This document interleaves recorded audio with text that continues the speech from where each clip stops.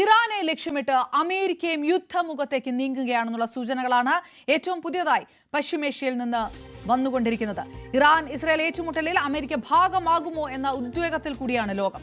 American യുദ്ധക്കപ്പലുകളും യുദ്ധവിമാനങ്ങളും പശ്ചിമേഷ്യ കേന്ദ്രീകരിച്ചു കഴിഞ്ഞു.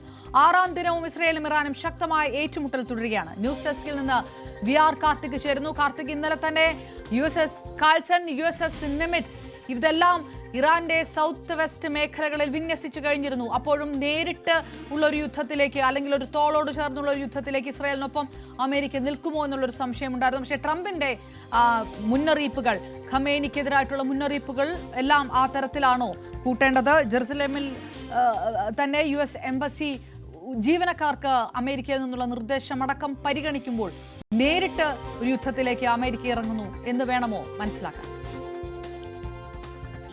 അങ്ങനെ തന്നെ വേണം മനസ്സിലാക്കാൻ അപർണ. കാരണം ജൂൺ 13-ന് ആരംഭിച്ച ഇസ്രായേൽ ഇറാൻ ഏറ്റുമുട്ടൽ അതീവ സംഘർഷത്തിലേക്ക് നീങ്ങുമ്പോൾ ഇന്നലെ മുതൽ അതിന് പുതിയൊരു വഴിത്തിരിവ് കൂടി ഉണ്ടായിരിക്കുന്നു. അതിൽ ഏറ്റവും ഉദ്വേഗമാകുന്നത് അമേരിക്ക ഇറാനെതിരായ ആക്രമണത്തിൽ ഇസ്രായേലിനൊപ്പം ചേരുമോ എന്ന ഉദ്വേഗത്തിലാണ് ഇപ്പോൾ ലോകം ഉള്ളത്.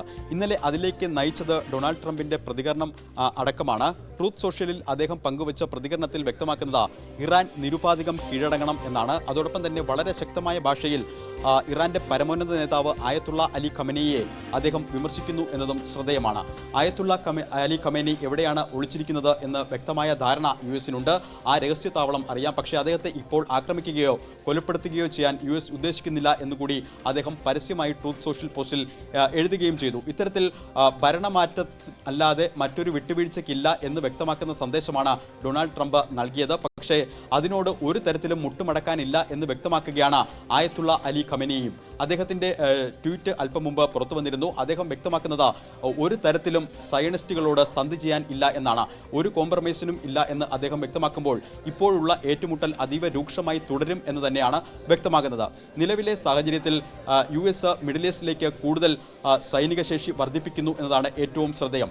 അമേരിക്കയുടെ യുദ്ധക്കപ്പലുകളും കൂടുതൽ യുദ്ധവിമാനങ്ങളും മിഡിൽ ഈസ്റ്റ് കേന്ദ്രമാക്കി ഇപ്പോൾ നീങ്ങുന്നു. അതോടൊപ്പം തന്നെ ഇത്തരത്തിൽ ഇറാന്റെ ആണവ നിലയങ്ങൾ ആക്രമിക്കാൻ ഇസ്രായേലിന് അമേരിക്ക സഹായം നൽകുമോ എന്നതടക്കമുള്ള കാര്യങ്ങൾ ഉദ്യോഗപരമായി നിലനിൽക്കുകയും ചെയ്യുന്നു. G7 ഉച്ചകോടിക്കിടെ അദ്ദേഹം G7 ഉച്ചകോടി പൂർത്തിയാകുന്നതിന് മുൻപ് തന്നെ ട്രംപ് വൈറ്റ് ഹൗസിലേക്ക് മടങ്ങിയിരുന്നു. വൈറ്റ് ഹൗസിൽ കഴിഞ്ഞ ദിവസം സിറ്റുവേഷൻ റൂമിൽ US-ന്റെ സുരക്ഷാ സമിതി യോഗം ചേർന്നു. ഈ യോഗത്തിൽ വിശദമായി ചർച്ച ചെയ്തത് ഇറാൻ ഇസ്രായേൽ ഏറ്റുമുട്ടലാണ്. ഈ ഘട്ടത്തിൽ ഇസ്രായേലിന് പിന്തുണ നൽകുന്ന അതടക്കമുള്ള കാര്യങ്ങളാണ് ചർച്ചയായത്. അതിൽ ഏറ്റവും പ്രധാനം ഫോർദോ ആണവ നിലയവും സംബന്ധിച്ച ചർച്ചകളാണ് നടന്നത് എന്നാണ് പുറത്തുവരുന്ന റിപ്പോർട്ടുകൾ. നതാൻസ് പോലെയല്ല ഫോർദോ ആണവ നിലയം ഇറാനിലെ. അത് പർവ്വതങ്ങൾക്കുള്ളിൽ ഭൂഗർഭ നിലയത്തിലാണ് ഇത്തരത്തിൽ ആണവ കേന്ദ്രം ഫോർദോയിൽ പ്രവർത്തിക്കുന്നത്. നതാൻസിലാണ് കൂടുതൽ സെൻട്രിഫ്യൂജുകൾ ഉള്ളതെങ്കിലും യുറേനിയം സമ്പുഷ്ടീകരണത്തിന് ഉപയോഗിക്കുന്ന കരുത്തുള്ള സെൻട്രിഫ്യൂജുകൾ ഉള്ളത് ഫർദോയിലാണ്. അത് പർവ്വതങ്ങൾക്കുള്ളിലാണ്. അത് ഏതാണ്ട് 91 മീറ്റർ താഴെയാണ്. അത് തകർക്കണമെങ്കിൽ ബങ്കർ ബാലിസ്റ്റിക് ബോംബുകൾ വരെ വേണം. അത്തരത്തിൽ ബങ്കർ ബ്ലാസ്റ്റ് ബോംബുകൾ ഇറാന്റെ കൈവശമില്ല. അത് വഹിക്കാൻ ശേഷിയുള്ള യുദ്ധവിമാനങ്ങളോ ഇസ്രായേലിന്റെ കൈവശം ഇല്ല. അത്തരത്തിൽ ഇറാന്റെ ഈ ഫർദോ ആണവ കേന്ദ്രം ആക്രമിക്കണമെങ്കിൽ അമേരിക്കയുടെ സഹായം വേണം. അതിന് സംബന്ധിച്ച ചർച്ചകളാണ് നടന്നത് എന്നാണ് പുറത്തുവരുന്ന റിപ്പോർട്ടുകൾ. സ്വാഭാവികമായും വരും മണിക്കൂറുകളിലും വരും ദിവസങ്ങളിലും ഇസ്രായേലിന്റെ ഒപ്പം ചേർന്ന് US ഇറാനെ ആക്രമിക്കുമോ എന്നതാണ് ഏറെ നിർണായകം. ഇറാന്റെ ആകാശം പൂരെ ഇസ്രായേലിന്റെ നിയന്ത്രണത്തിലാണ് എന്ന് കഴിഞ്ഞ ദിവസം തന്നെ നെതന്യാഹു വ്യക്തമാക്കിയിരുന്നു. അതിനുശേഷം ടെഹ്റാനിൽ നിന്ന് എല്ലാവരും ഒഴിഞ്ഞു പോകണം എന്നും സൈനിക കേന്ദ്രങ്ങളും ആണവ നിലയങ്ങളും ലക്ഷ്യമാക്കിയുള്ള ആക്രമണം തുടരുമെന്നും ബെന്യാമിൻ നെതന്യാഹുവും അതോടൊപ്പം തന്നെ US പ്രസിഡന്റും ഇക്കാര്യം അറിയിക്കുകയും ചെയ്തു. സ്വാഭാവികമായും അതാണ് ആശങ്ക വർദ്ധിപ്പിക്കുന്നതും. അനുനയ ശ്രമങ്ങൾ പല കോണുകളിൽ നിന്നും ഉണ്ടാകുന്നു. പ്രത്യേകിച്ച് UAEയുടെയും യൂറോപ്യൻ യൂണിയന്റെയും ഭാഗത്തുനിന്ന് പലതരത്തിലുള്ള ഇടപെടലുകൾ ഇതിനോടകം തന്നെ ഉണ്ടായി. ഇറാൻ പ്രസിഡന്റുമായി UAEയുടെ ഭരണാധികാരി കഴിഞ്ഞ ദിവസം ഫോണിൽ സംസാരിച്ചു. നിലവിലെ സാഹചര്യങ്ങൾ ചർച്ച ചെയ്തു. പക്ഷേ ഈ ഘട്ടത്തിൽ ഒരു വിട്ടുവീഴ്ചയ്ക്കും ഇല്ല എന്ന നിലപാടിലാണ് ഇറാൻ. കാരണം ഇസ്രായേൽ അതിശക്തമായ ആക്രമണമാണ് തുടരുന്നത്. ഒരു വശത്ത് ആക്രമണവും മറുവശത്ത് ചർച്ചയും. അത് പ്രായോഗികമല്ല എന്ന നിലപാടിലാണ് ഇറാൻ ഇപ്പോഴും ഉള്ളത്. മറ്റൊന്ന്, കഴിഞ്ഞ ദിവസങ്ങളിലെ ചർച്ചകൾക്ക് ശേഷവും വിട്ടുവീഴ്ചയ്ക്കില്ല എന്ന് ഇറാൻ വ്യക്തമാക്കുമ്പോൾ സ്വാഭാവികമായും അമേരിക്കയുടെ അടുത്ത നടപടി എന്താകും എന്നാണ്. വൈറ്റ് ഹൗസിലെ നടന്ന US സുരക്ഷാ സമിതി ചർച്ചയിൽ ഇസ്രായേലിനൊപ്പം ചേർന്ന് ഇറാനെ ആക്രമിക്കാൻ ട്രംപിന് പൂർണ്ണ തോതിലുള്ള പിന്തുണ ലഭിച്ചില്ല എന്ന തരത്തിലുള്ള റിപ്പോർട്ടുകളും പുറത്തു വരുന്നുണ്ട്. സ്വാഭാവികമായും അതുകൊണ്ടാകാം ഇത്തരത്തിൽ കാര്യങ്ങൾ വൈകുന്നത്. എന്തായാലും 30 യുദ്ധവിമാനങ്ങൾ കൂടി US മിഡിൽ ഈസ്റ്റിലേക്ക് അയക്കുന്നു. അതിൽ ഏറ്റവും പ്രധാനം ഇത്തരത്തിൽ ആകാശത്ത് വെച്ച് തന്നെ റീഫ്യൂവൽ ചെയ്യാൻ ശേഷിയുള്ള യുദ്ധവിമാനങ്ങളാണ് ഇസ്രയേലിലേക്ക് സമീപത്തേക്ക് അയക്കുന്നത് എന്നതാണ് ഏറ്റവും ശ്രദ്ധേയം. ഇത്തരത്തിൽ US കൂടുതൽ യുദ്ധവിമാനങ്ങളും യുദ്ധക്കപ്പലുകളും അവിടേക്ക് വിന്യസിക്കുന്നത് എന്തിനാണ് എന്ന തരത്തിൽ സംശയങ്ങൾ ശക്തമാകുന്നു. സ്വാഭാവികമായും അത് ആക്രമിക്കാൻ തന്നെയാണ്. അത് ഭരണമാറ്റമല്ലാതെ മറ്റൊരു വിട്ടുവീഴ്ചയ്ക്കില്ല എന്ന സന്ദേശം ഡൊണാൾഡ് ട്രംപ് നൽകിയതിന് പിന്നാലെയാണ് ഇത്തരത്തിൽ സൈനിക വിന്യാസം എന്നതുകൂടിയാണ് ശ്രദ്ധേയം. മറ്റൊന്ന്, ഖത്തറും ബഹ്റിനും അടക്കമുള്ള രാജ്യങ്ങളിൽ US-ന് നിലവിൽ തന്നെ സൈനിക ട്രൂപ്പുകളുണ്ട്. ഏതാണ്ട് 40,000-ഓളം സൈനിക ഉദ്യോഗസ്ഥർ ആ മേഖലയിലെല്ലാം തന്നെ US-ന്റെ സൈനിക കേന്ദ്രങ്ങളിലായി ഉണ്ട്. അത് അവരെ അടക്കം ഉപയോഗിച്ചുകൊണ്ടുള്ള ശക്തമായ ആക്രമണത്തിലേക്ക് കാര്യങ്ങൾ നീങ്ങിയാൽ നിലവിലെ സാഹചര്യങ്ങൾ കൂടുതൽ കലുഷിതമാകും. പക്ഷേ അപ്പോഴും പലതരത്തിലുള്ള പ്രതിസന്ധികളും നിലനിൽക്കുന്നു. ഇപ്പോൾ പുറത്തുവരുന്ന ഏറ്റവും പുതിയ റിപ്പോർട്ടുകൾ അനുസരിച്ച് യൂറോപ്യൻ യൂണിയനിലും ചില രാജ്യങ്ങൾക്കിടയിൽ ഇക്കാര്യത്തിൽ ഭിന്നാഭിപ്രായം ഉണ്ട് എന്നതാണ്. കഴിഞ്ഞ ദിവസം G7 ഉച്ചകോടിക്ക് ശേഷം ജർമ്മൻ ചാൻസലർ നടത്തിയ പ്രതികരണത്തിൽ ഈ ആക്രമണം സംബന്ധിച്ച് ഇസ്രയേലിന് ഒപ്പം നിൽക്കുന്ന ഒരു സമീപനമാണ് സ്വീകരിച്ചത്. ഇസ്രയേലിന് അനുകൂലമായ പ്രതികരണമാണ് മെഴ്സ് നടത്തിയത്. പക്ഷേ ഫ്രഞ്ച് പ്രസിഡന്റ് ഇമ്മാനുവൽ മാക്രോൺ ഇത്തരത്തിൽ ഇറാനിലെ ഉടനടിയുള്ള ഭരണമാറ്റവും അതോടൊപ്പം തന്നെ ആയത്തുള്ള അലി ഖമനേയിയെ ലക്ഷ്യമിട്ടുകൊണ്ടുള്ള നീക്കങ്ങളെയും ശക്തമായി എതിർക്കുന്ന ഒരു സാഹചര്യം കൂടി ഉണ്ടായി എന്നാണ് പുറത്തുവരുന്ന റിപ്പോർട്ടുകൾ. ഇത്തരത്തിൽ രാജ്യങ്ങൾക്കിടയിൽ ഭിന്നത നിലനിൽക്കുന്നു. റഷ്യയും ചൈനയും വളരെ കരുതലോടുകൂടിയുള്ള പ്രതികരണം നടത്തുന്നു. ചൈന ഇറാനെ ഏതെങ്കിലും തരത്തിൽ സഹായിക്കുമോ എന്നുള്ള അഭ്യൂഹങ്ങൾ ശക്തമാണ്. കഴിഞ്ഞ ദിവസം തന്നെ പല സോഷ്യൽ മീഡിയ ഹാൻഡിലുകളിലും ഇത്തരത്തിൽ ചൈനയിൽ നിന്ന് കാർഗോ വിമാനത്തിൽ ആയുധങ്ങൾ ഇറാന് നൽകി എന്ന തരത്തിലുള്ള വിവരങ്ങൾ പുറത്തു വന്നിരുന്നു. അത്തരത്തിൽ മധ്യ ഏഷ്യയിലെ ടെൻഷൻ കൂടുതൽ വ്യാപിപ്പിക്കുകയാണ് നിലവിലെ സാഹചര്യം. അപർണ, അതിനിടയിൽ കാർത്തിക, റഷ്യയും ചൈനയും വ്യക്തമാക്കുന്ന ചില നിലപാടുകൾ കഴിഞ്ഞ ദിവസം ഇന്നലെ അടക്കം ഇറാനെ പരിപൂർണമായിട്ട് ഒറ്റപ്പെടുത്തുന്ന ഒരു നിലപാടിലേക്ക് G7 കടന്നതാണ്. അങ്ങനെ ഇറാന്റെ പൊസിഷൻ പൂർണ്ണമായും ദുർബലപ്പെടുന്നു എന്നൊരു സാഹചര്യത്തിൽ നിന്ന് ഇസ്രായേൽ നടത്തുന്ന ആക്രമണങ്ങൾ അന്താരാഷ്ട്ര നിയമവിരുദ്ധമാണെന്നുള്ളൊരു നിലപാടിലേക്ക് റഷ്യ കടക്കുന്നു.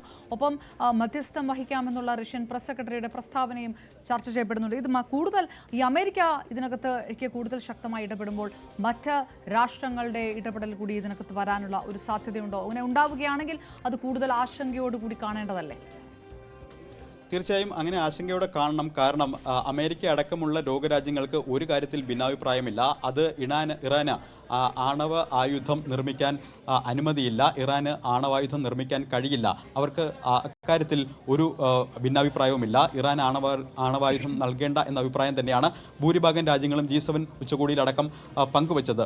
കാരണം ആക്സിസ് ഓഫ് റെസിസ്റ്റൻസിലടക്കം ഹെസ്ബുള്ള, ഹമാസ്, ഹൂതികൾക്കടക്കം പലതരത്തിലുള്ള സഹായങ്ങൾ പല കാലങ്ങളിലായി ചെയ്തു വന്നത് ഇറാനാണ്. അപ്പോൾ അത്തരത്തിൽ യുറേനിയം സമ്പുഷ്ടീകരണം അത് 60% നിന്ന് 90%ലേക്ക് ഇത്തരത്തിൽ സമ്പുഷ്ടീകരണം വിപുലമാക്കുന്ന ഇറാന്റെ നടപടികൾ നിർത്തിവെക്കണം. അത് 0-ലേക്ക് കൊണ്ടുവരണം എന്ന ശക്തമായ നിലപാടാണ് US-നുള്ളത്. സ്വാഭാവികമായും അതുകൊണ്ട് തന്നെയാണ് ഇറാനിലെ സൈനിക കേന്ദ്രങ്ങളും അതോടൊപ്പം തന്നെ ആണവ നിലയങ്ങളിൽ ലക്ഷ്യമിട്ടുകൊണ്ടുള്ള ആക്രമണങ്ങൾ ഇപ്പോൾ നടത്തുന്നതും. അക്കാര്യത്തിൽ ഒരു വിട്ടുവീഴ്ചയ്ക്ക് ഇറാൻ തയ്യാറായാൽ മാത്രമേ ഇനി ഒരു സമവായത്തിനുള്ള സാധ്യതകൾ ഉരുത്തിരിയുകയുള്ളൂ. സ്വാഭാവികമായും വരും ദിവസങ്ങളിൽ അത് സംബന്ധിച്ച ഇറാന്റെ പ്രതികരണം എന്താകും എന്നാണ് കണ്ടറിയേണ്ടത്. എന്തായാലും ആയത്തുള്ള അലി ഖമേനി ഇപ്പോൾ ഒരു രഹസ്യ കേന്ദ്രത്തിലാണ്. പക്ഷേ ഒരു വിട്ടുവീഴ്ചയില്ലെന്നും സയനിസ്റ്റ് ഭീകരതയോട് മുട്ടുമടക്കാനില്ല എന്നും അദ്ദേഹം ആവർത്തിച്ച് പ്രതികരിക്കുന്നു. സ്വാഭാവികമായും ഇരുഭാഗത്തു നിന്നും ഉണ്ടാകുന്ന പ്രതികരണങ്ങൾ പരസ്പരം പ്രകോപനപരമാണ്. മാത്രമല്ല ടെല്ലവീവിലും ടെഹ്റാനിലും മത്സരിച്ച് ആകാശയുദ്ധം നടക്കുന്നു എന്നതും ഏറ്റവും ശ്രദ്ധേയമാണ്. ഇതിനോടകം പുറത്തുവരുന്ന റിപ്പോർട്ടുകൾ അനുസരിച്ച് ടെഹ്റാനിൽ ഏതാണ്ട് 450-ലധികം പേർ കൊല്ലപ്പെട്ടു എന്നാണ് പുറത്തുവരുന്ന വിവരങ്ങൾ.